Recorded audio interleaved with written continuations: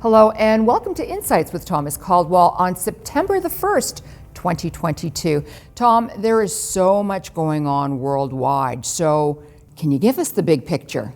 Well, I think there's a lot going on, but what one has to do is just focus on what are the one or two key ingredients. The two key ingredients, as I see it, is number one, interest rates.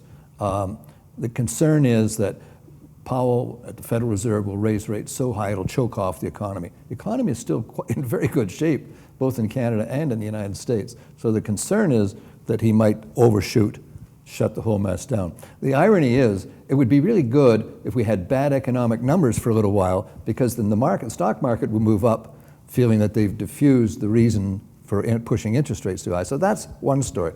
The second story is still the Ukraine. And frankly, if you notice, the Ukraine now is on page 4 or page 5.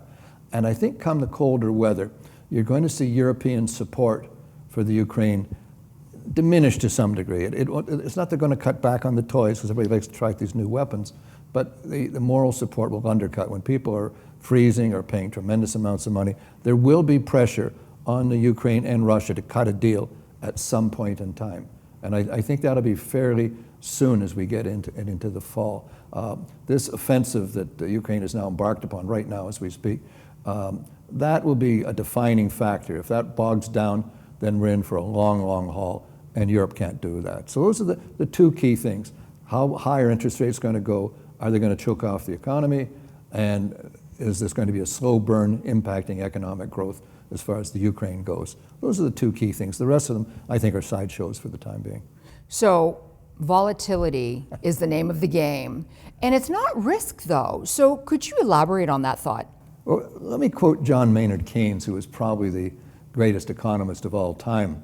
And he said, embrace change and use it to your advantage. By the way, he's one of the few economists to make a lot of money trading the stock market. Most of them are working on hypothetical stuff. But at any rate, that's the thing. Risk in itself is not defined by volatility. Volatility becomes risk if you sell out.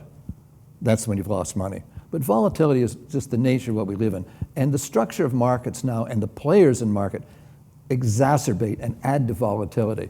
And therefore, it's artificial in many ways. So you have to sort of pull back from, oh my God, the market's up 1,000, down 1,000. You got to pull back from that and say, what do I want to see, want to do? What am I going to see looking out a year, whatever? What are the good companies? And remember, they're really good values. There's stuff now that's really, really cheap. So to my mind, you use the volatility to your advantage. As I mentioned, I trade generally the larger cap companies, bigger companies. And for me to create value, they don't grow as fast as small companies, but for me to create value, I have to make my purchases in adversity, and I try to lighten up during euphoric periods in the market. So use the volatility. That's Keynes' comment, and I'm glad to see he agrees with me because he's a very smart man. Thanks for your insights, Tom. Thank you. And thank you all for watching. Bye for now.